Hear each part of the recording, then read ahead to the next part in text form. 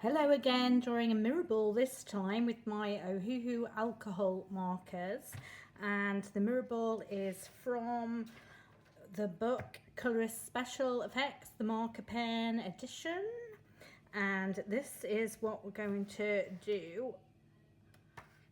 So it shows you all the steps here, and I'm going to show you how to do it.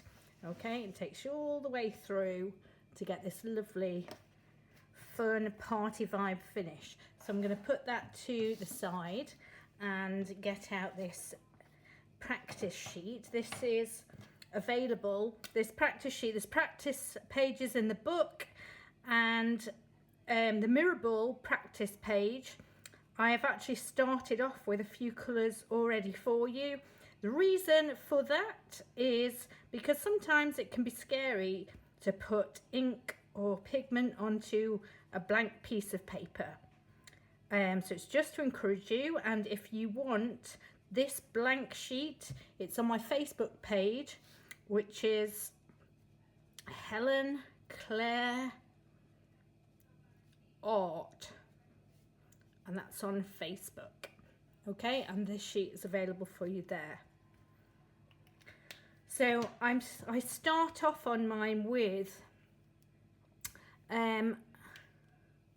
black, wrong side, I want the brush side, with black, because it gives a focal point. You know, you need somewhere to focus on, somewhere to start applying your colours, and then you can see where you want your colours, and it's next to the black one or it's next to that colour.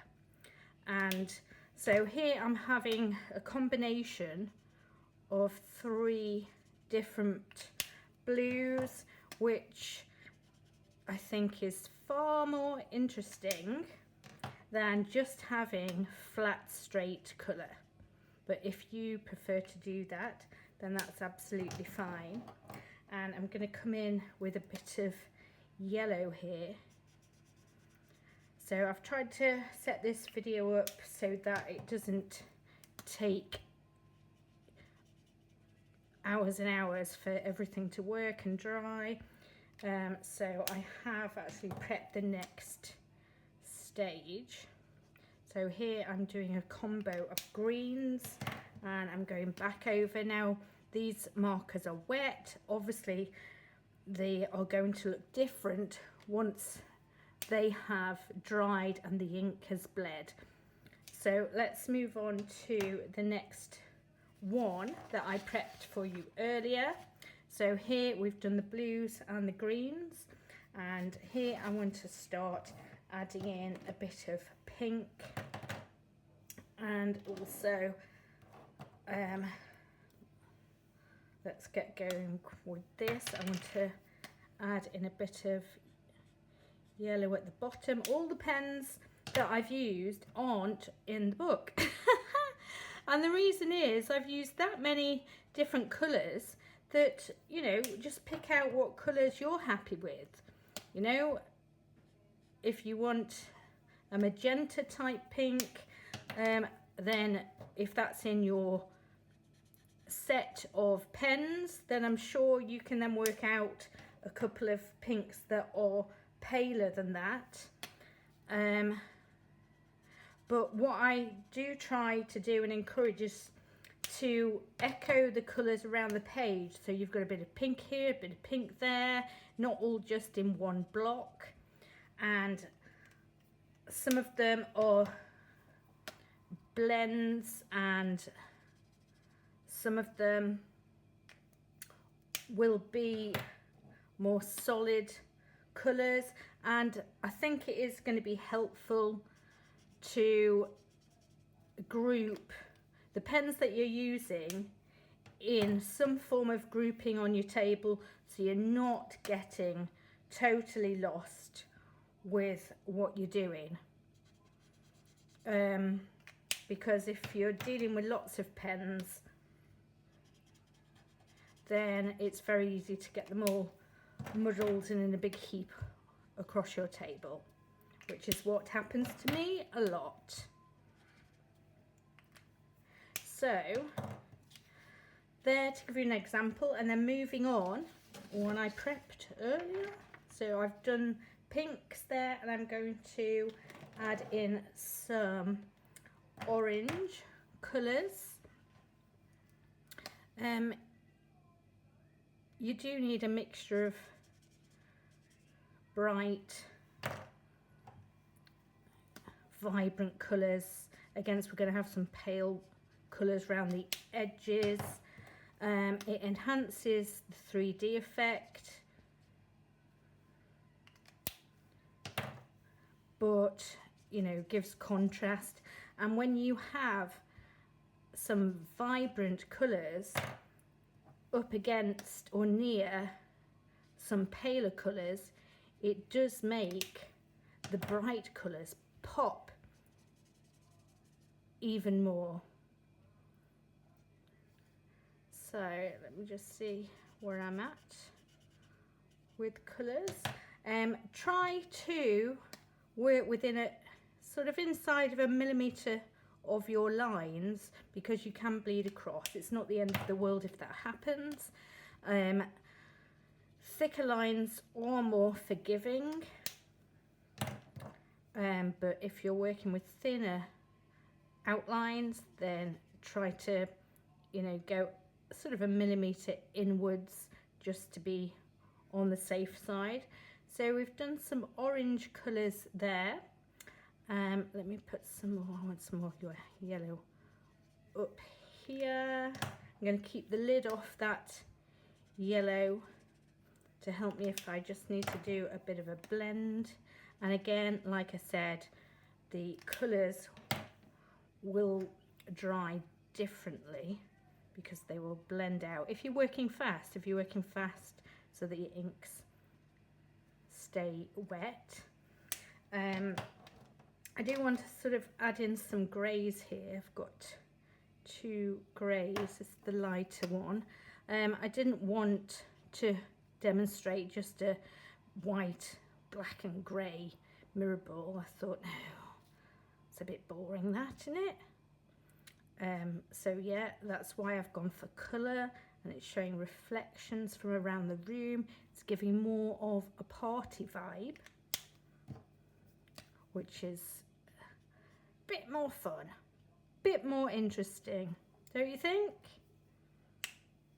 So yes, I have added in some grey there, which kind of is balancing out and making the colours pop a bit more.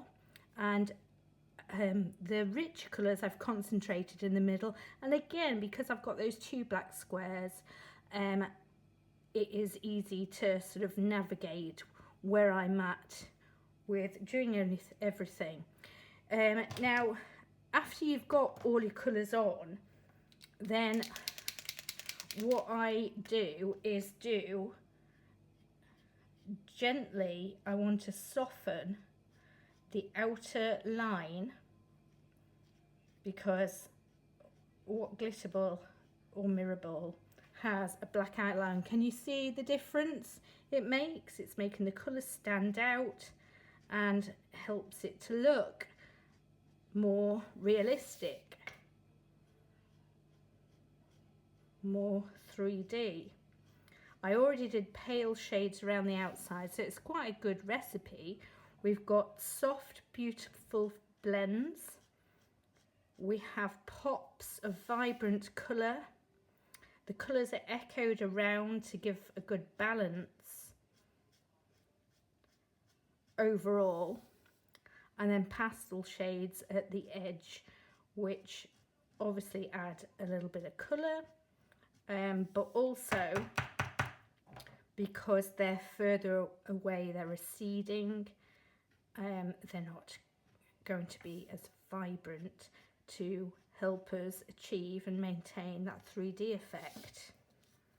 So that's just one layer of the white, which might be sufficient. I wasn't sure if my pens are going to work. You always get some times when you get pens that fail, but it's doing okay.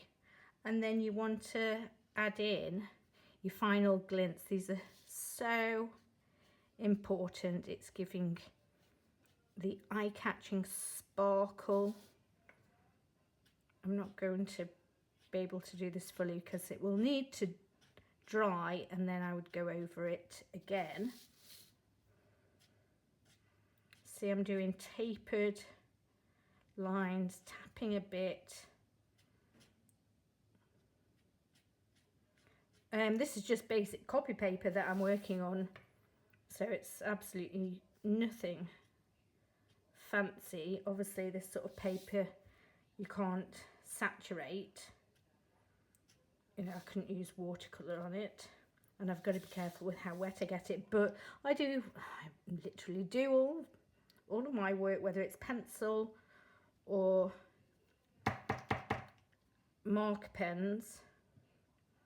Yeah, literally do all of my work on this. And for these to stand out, you do need a background. I will show you here in the book, which I did show you earlier, but you do need a background in order for the glints to stand out and the white tiles to stand out and really sing and shine on the page. I have done a backup plan because obviously I would want the white ink, the white paint to set, so I did do this backup plan showing where to put glints, but it obviously is all in the book, and in the book I even show you how to draw the chain, and I literally used biro and a bit of white pen to give some highlights. This just shows a little bit of the background, so it's really satisfying to do. The blends look more exciting, visually pleasing. I did do this just to show you a comparison. I mean, how much more exciting is it having blends of colours than just flat blank colour? I think this is the winner. So it's satisfying, it looks smart for the effort you're putting in, and make this your go-to for wowing people in your books with mirror balls. Thanks for watching.